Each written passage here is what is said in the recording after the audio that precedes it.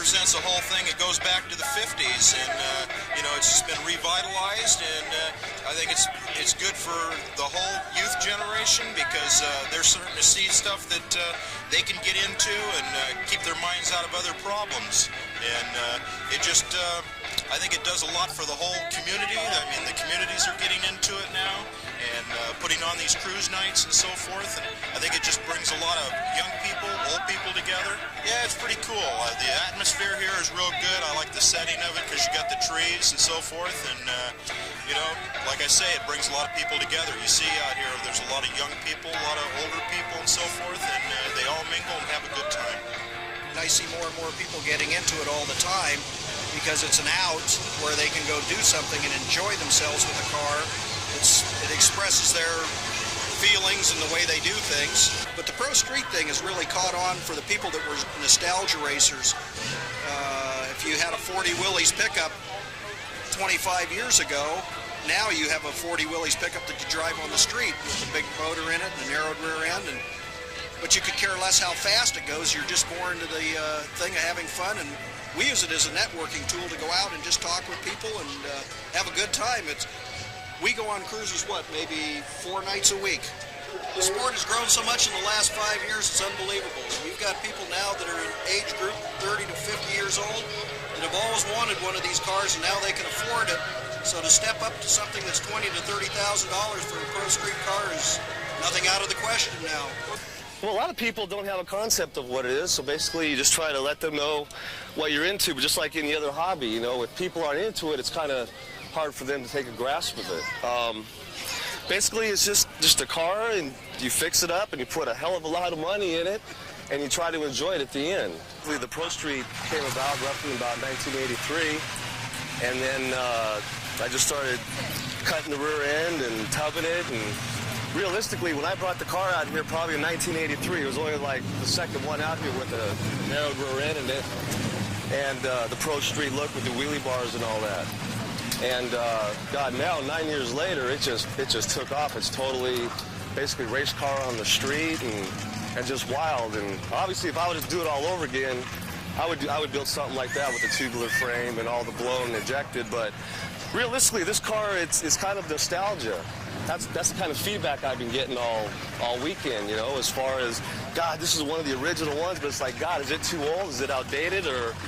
But it's just kind of unique, and people just know the car, and it's something that's in your heart. I was just talking about with a bunch of friends at breakfast. It's just in your heart, you know. It's just. Welcome to California Street Machine Expo 1993 Indy Action Arena. It's me, Marvelous Mark. Hey, we're going to do it for you all day long. All move. Showtime. All move. In and out. In and out. Going to the number 2.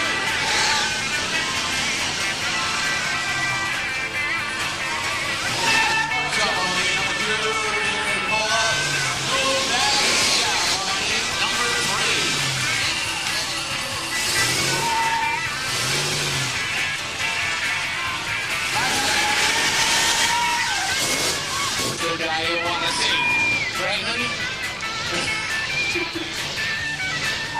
Nice looking little truck. Chop, channel, lower, everything that we wanted in a Chevy. A Chevy? Yeah, it's always looking at stuff. Chevrolet.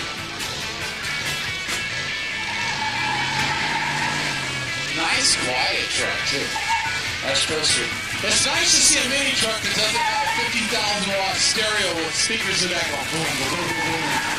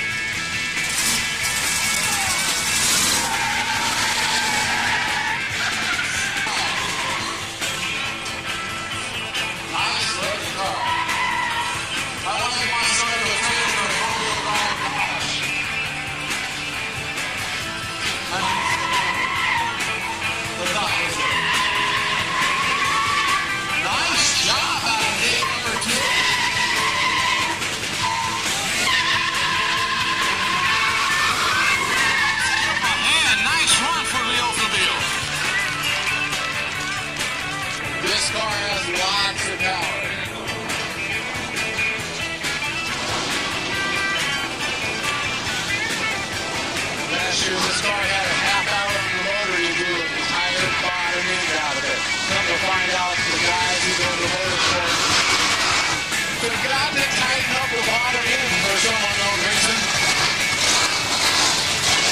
But he's back by popular demand, and he's going to make it. Sacramento, let's give him Sacramento, welcome.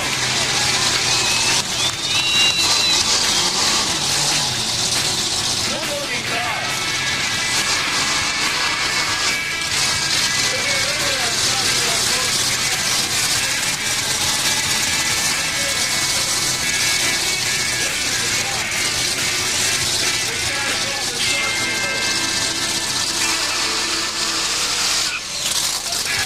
Hi, my name is Jim DiPietro, and this is my 1980 Chevrolet Pro Street Camaro that runs on alcohol.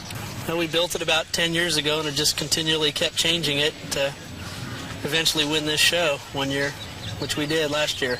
It's a 396 Chevy, board 60 over, with a hard chrome crank, LS7 rods, Crowler cam, Burson roller rockers, crane stud girdle, titanium retainers, blower drive service 671 supercharger, and an Enderle fuel injection system. The front end is an Alston copy of a Pinto rack and pinion. The rear end is a narrowed 12-bolt Chevrolet with Summers Brothers axles, a Marks Williams spool, and 488 gears. Paint was done by Daryl Haney at the Paint Works. It's a GM Fleet Red in Imron. Interior was done by the Car Guys in Reno, Nevada. It's in a gray cloth. The interior also has a 14-point roll cage tied into the frame. The shifter is a Hurst quarter stick for a Turbo 400 with a reverse pattern. Gauges are all liquid-filled auto meters. What kind of looks you got on the street when you're with the thing?